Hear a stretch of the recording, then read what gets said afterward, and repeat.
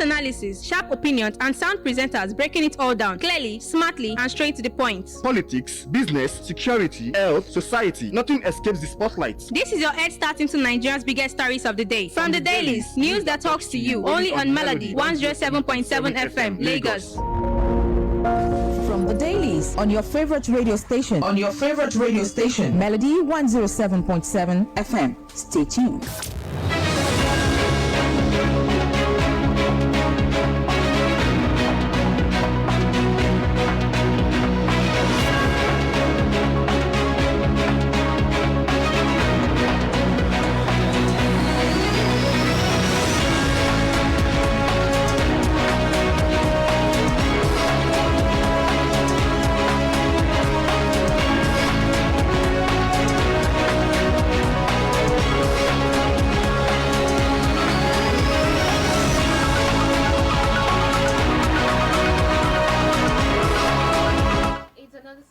To give you fresh stories from our national dailies on Melody 107.7 FM. This morning we are going to do it with you again.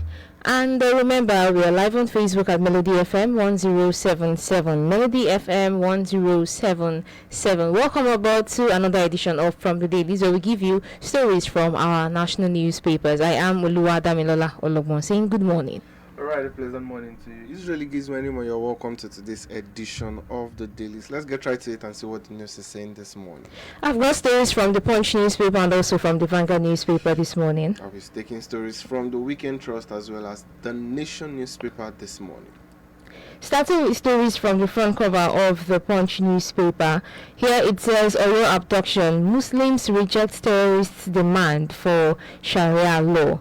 This is coming as updates on what the abductors of the students want as a ransom, should I say, and they are requesting for Sharia law. However, Muslims reject their demand.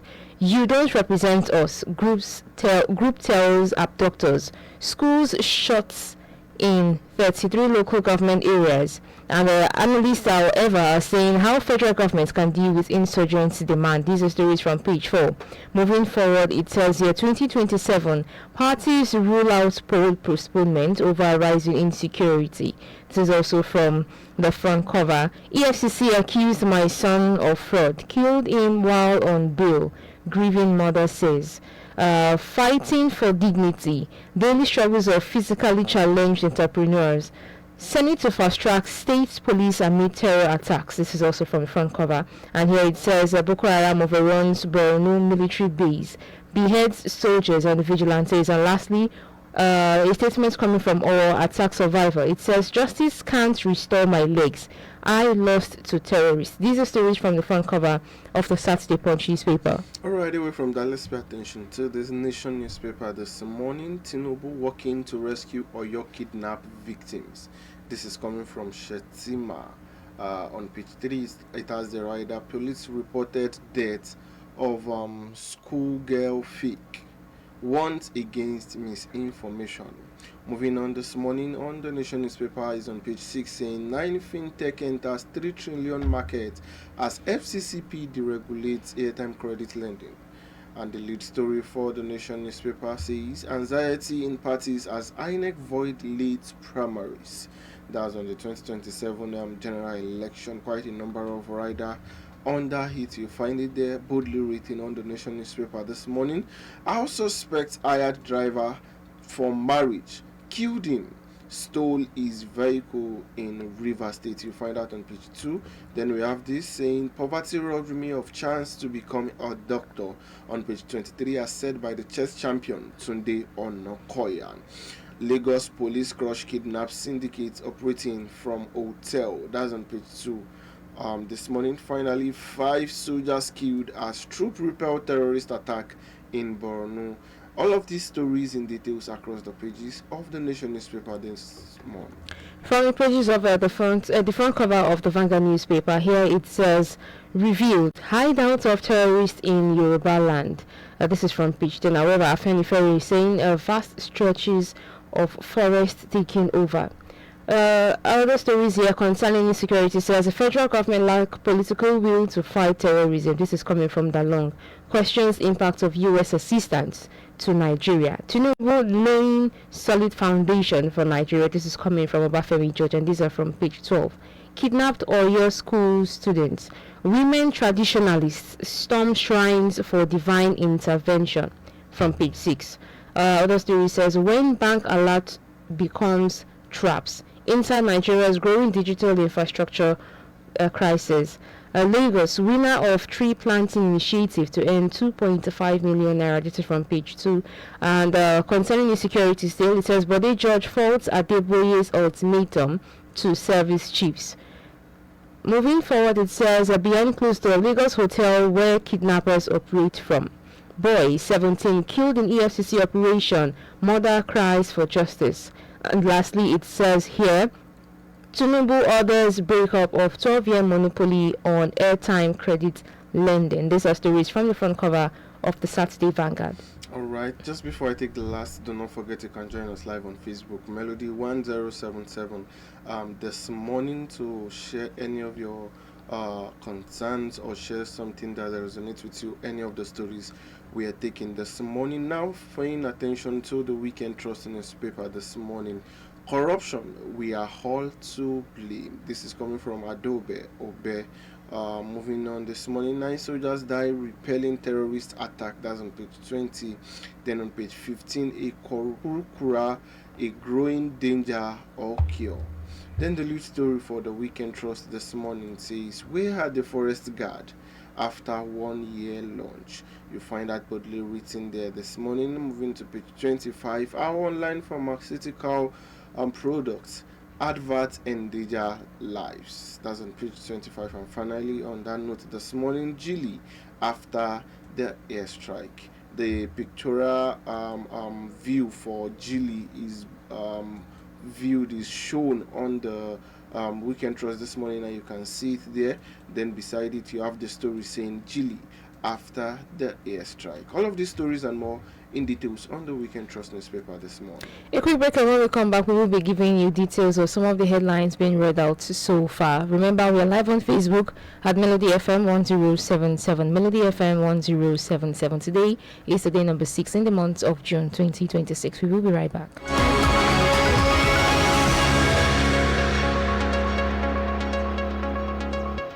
From the Dailies on your favorite radio station. Melody 107.7 FM. Stay tuned. Melody FM 107.7. Stay cool with Melody.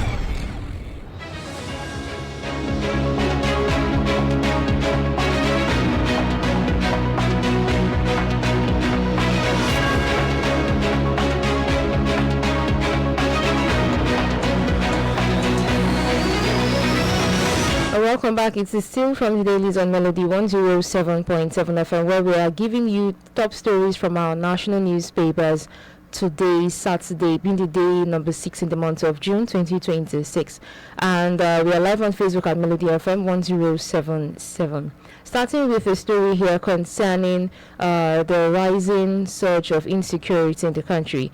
This headline here from Vanguard newspaper says, federal government lack political will to fight terrorism. This is coming from Dalong. And the lead of the story says, former Minister of Sport under President Muhammadu Buhari, Barrister Solomon Dalong, has accused the federal government of lacking the political will to tackle the worsening insecurity across the country, saying the administration of President Bola Ahmed Tinubu was more preoccupied with the 2027 general elections than with the lives of Nigerians being lost daily to terrorist attacks and abduction. Moving forward, Dalong, who served under the late President Muhammadu Buhari in the All Progressive Congress (APC), made the accusation on Friday during a televised morning show where he delivered a sweeping indictment of the Tinubu administration's 3-year record on security, the economy, and political leadership. More of the story can be found in the pages of the Vanguard newspaper this morning. All right, now from the Daily Trust newspaper, school abduction. Makinde restrict Okada operation in Oyo. The Oyo State Governor, Sheyi Makinde, on Friday signed Executive Order number 002 of 2026, aimed at strengthening security, enforcing vehicle registration regulation, and improving traffic management across the state. The development followed heightened security concerns after the abduction of teachers and pupils in Orire local government area. The order also imposed restriction on the operation of commercial motorcycle riders, popularly known as Okada operators. Speaking during the signing ceremony at the governor's office in Ibadan, Makinde said the executive order will provide a legal framework for the strict enforcement of vehicle registration law and traffic regulation. Well, some of my own concern about this is that many times we are reactive as a people in this organization, in this country. I mean to say, we are so reactive that when things happen, we don't think of how to solve it completely. We react to it. This law now, are they wrong? No. They are not wrong to say that enforcing vehicle registration, improving traffic they are not wrong, but is it the time, does it have to wait until something bad happens? Can't we have a proper structure? Those are some of my concerns many times. Like, does it have to be like it was really a response to bad things? Why can't it be? And then I was saying that there was a ceremony anyways to it, yes, not ceremony, but then, at the office yesterday, they said signing ceremony at the governor's office like that. Some of those things should not be done ceremonially, especially knowing the full situation of the state, especially that of Orire local government in Oyo State that time. So the story of school abduction, I mean to say, Makinde restrict Okada operation in Oyo. In details on Daily Trust newspaper this morning. Also, moving forward, still concerning the kidnapping that happened in Oyo State, it says kidnapped Oyo school children, women traditionalists storm shrines for divine intervention. Well, this is coming as some will say, when the government has failed us, let's go back to the gods of the land.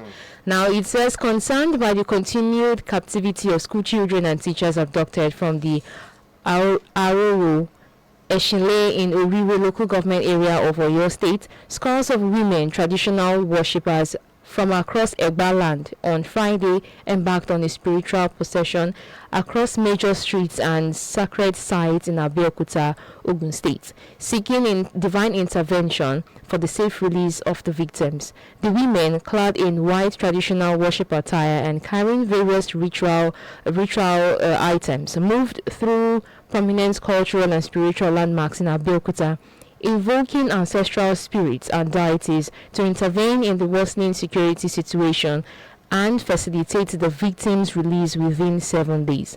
The spiritual exercise was led by the Yeye Olokun Agbaye and Olori of Orile Ilawo Kingdom, who described the procession as a sacred appeal and act of appeasement to revered deities and ancestral spirits for protection over Yoruba land and the nation at large. More of the story can be found in the pages of the Vanguard newspaper. Still on that Oyo case and kidnapping and all of that, from the Daily Trust newspaper this morning, Oyo Muslim rejects kidnappers' Sharia demand, back rescue efforts.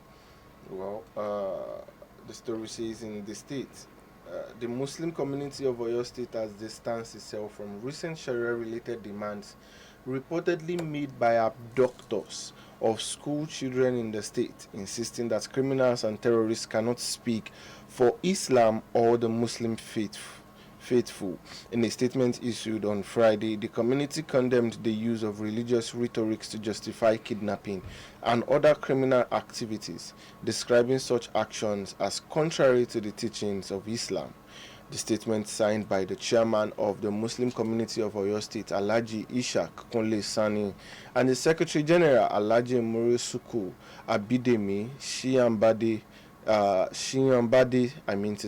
said Islam strictly forbids kidnapping, terrorism, and extortion of innocent citizens. So this is truthfully not the Muslim, emphasizing that they want Sharia law, but then the kidnappers themselves are the one requesting that if the government of Oyo State want them to release, they give their demands. If they want to release the children now, number one, they want to speak to the governor directly. The governor should not send anyone. Number two, they are insisting about 50 million per student per child that was being kidnapped, and they are insisting that the government of the states, employ the Sharia law and all of those things. But the question now is that why Sharia law? What was the goal of all of those things? And the Muslim community come out to say that their religion does not support all of this. Then what is the intention of the kidnappers? And this is serious because some of the children out there, we in fact, when they come out of that place eventually,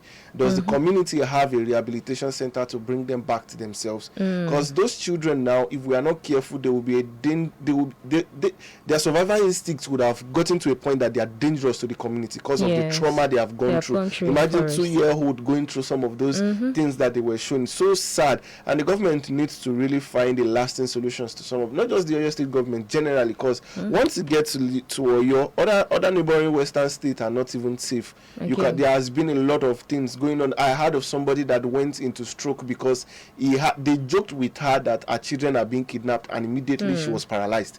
And these are some of the things that we should know as citizens. Do not joke with them. You never know who is hypertensive. You don't know the health condition of people. You don't want to carry false news, and that is our job as the media, to bring out the authentic news out here, the one that is verified, the one that you should know at the appropriate time. Do not spread false information. Do not kill your fellow citizens by spreading. Of course, nobody will intend, but some of these things are going beyond the norms. So and pranks that endanger lives of people. Now that insecurity is something that is ravaging the country. People will capitalize on it and take it to their own advantage. Moving forward, lastly from the Vanguard newspaper, it says here, revealed hideout of terrorists in Yoruba land. The lead of the story here says, for about 2 decades, the northern part of the country has been ravaged by terrorism, characterized by sacking of entire communities, mass killings, looting, destruction, and kidnappings for ransoms. The terrorists later upped their evil acts by attacking schools and abducting students and teachers. What was witnessed in the southern part occasionally was a pocket of kidnap for ransom. It was somewhat unthinkable for the people of the southwest to imagine that their own children would also be abducted by terrorists and kept in the forest in their land. Since last month, when 39 students and pupils of seven of their teachers were abducted from schools in Owerri local government area of Oyo State, Yoruba land has been thrown into turmoil. Teachers have embarked on strike and protest as various groups and organizations continue to mount pressures on the government to rescue the abducted children and their teachers without delay. Following this abduction, attention is shifted to the areas in the region which the terrorists have found safe enough to inhabit and from where they launched their attacks. More of the story can be found in the pages of the Vanguard newspaper. Now finally from the Daily Trust, as we proceed to other newspaper this morning, 30 vehicles seized as police enforced ban on tinted glass in Abuja. The Federal Capital Territory FCT Police Command has impounded more than 30 vehicles for violating the regulations on tinted glasses. Vehicle with obscure number plates and improper vehicle registration were also seized in the operation which held across Abuja.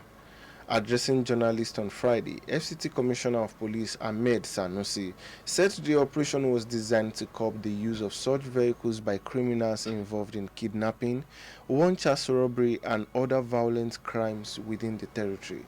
Sanusi disclosed that the Inspector General of Police, Olatunji Disu, had authorized the command to begin enforcement of the restriction. 30 vehicles seized as police enforced ban on tinted glasses in Abuja. You find that story in details on the Daily Trust newspaper this morning. Moving forward to another story from another newspaper, it says here from the Punch newspaper, it says Peter Obi criticizes Tinubu's recruitment of 1,000 forest guards in Oyo. He says Tinubu's recruitment of over 1,000 forest guards in Oyo shows poor leadership. The lead of the story here says the 2027 presidential candidate of the Nigeria Democratic Congress, Peter Obi, has criticized President Bola Tinubu's approval for the recruitment of about 1,000 forest guards in Oyo State, describing it as a demonstration of poor leadership and a reactive approach to governance and security. Obi stated this in a statement posted on his X handle on Friday titled "What Our Passive Insecurity Requires," a holistic, not reactive approach. The former Anambra State governor said the decision reflects what he described as federal government's tendency to address critical issues without adequate planning. More of the story can be found in the pages of the Punch newspaper. All right, now from that, let's pay attention to this. From the Nation newspaper, Ondo pastor escape as gunmen abduct son in early morning raid. The abduction story actually is quite alarming. A 9-year-old boy, Victor Olaosebikan, has been abducted by suspected gunmen during a midnight attack on Igbosi, a community in Idogun, Ose local government area of the state. The assailants reportedly invaded the community in the early hours of yesterday, firing gunshots and throwing residents into panic before abducting the child. Victor is the son of a local pastor, Mr. Olaosebikan Isaac, whose residence was targeted during the attack. Source said the gunmen forcibly broke into the pastor's home, and in a desperate attempt to escape, Mr. Isaac fled into a nearby bush, leaving behind his son, who was subsequently taken away by the attackers. Well, quite a sad one this morning, but we thank God that the son now, the Ondo pastor escape as gunmen abduct son in early morning raid. You find that in details on the Nation newspaper this morning. Moving forward to another topical issue in the country, still from the Punch newspaper, it says here, Senate to fast track state police amid terror attacks, and the question is why now? After a delay of many years. The Senate has promised to expedite action on the constitutional framework for the establishment of state police amid rising insecurity, banditry and abductions across the country. Chairman of the Senate Committee on Media and Public Affairs, Yemi Adaramodu, disclosed this during an interview with Saturday Punch. The lawmaker said the Red Chamber was committed to fast-tracking the legislative processes required to amend the Constitution and pave way for state policing as part of efforts to strengthen the country's security architecture after the damage has been done. Well, more of the story can be found in the pages of the Punch newspaper, and these are questions that Nigerians are asking. Why now? Why is it when the issue has gotten worse, and this is when you guys are providing a kind of a temporary solution? But more of the details can be found in the Punch newspaper. Away from that now to the story saying that the anxiety in parties as INEC voids late primaries. The headline stands of the Independent National Electoral Commission, INEC, on its May 30 deadline for the conduct of primaries ahead of next year's election has sparked anxiety in some of the parties said to be flirting with the idea of fresh primaries. INEC National Commissioner and Chairman of the Information and Voter Education Committee, Mohammed Kudu Aruna, had warned that political parties conducting primaries outside the Commission's approved window risked having their candidates rejected pending the outcome of ongoing court appeals. Any primary held outside INEC's May 30 deadline will be invalid unless the Court of Appeal overturns the Federal High Court judgment, Aruna said. The Commission is contesting at the Court of Appeal a recent judgment of the Federal High Court Abuja nullifying aspect of the timetable issued by INEC for key pre-election activities, including the conduct of primary election of political parties. For the details of that story, you will refer to the Nation newspaper this morning. Moving on, still from the Punch newspaper here. Remember, we're live on Facebook at Melody FM 1077, and this is the last story I will be taking from the Punch newspaper. Moving to another issue entirely, it says police to enforce monthly environmental sanitation in Borno to fight cholera. The Borno State Police Command has announced plans to enforce the monthly environmental exercise scheduled for Saturday as part of efforts to curb the spread of cholera following reported outbreaks in parts of Maiduguri and its environs. The command said the sanitation exercise will hold from 7 a.m. to 10 a.m. on Saturday, June 6, which is today, 2026. In a statement issued on Friday, the Police Public Relations Officer, ASP Nahum Kenneth Daso, on behalf of the State Commissioner of Police, Naziru Abdul Majid, the command said the directive was aimed at promoting environmental hygiene and preventing the further spread of the disease. More of the story can be found in the Punch newspaper. Finally, this morning from the Nation newspaper, Tinubu working to rescue Oyo kidnaps victims. This is coming from Shetima. Vice President Kashim Shetima yesterday assured Nigerians that the President Bola Ahmed Tinubu administration is determined to secure the safe return of children and other citizens currently held by bandits and terrorists. Speaking in Abuja shortly after a special Jumat prayer held at the National Mosque as part of activities marking this year's Democracy Day celebration. The Vice President also said the administration was determined to overcome the national security challenge.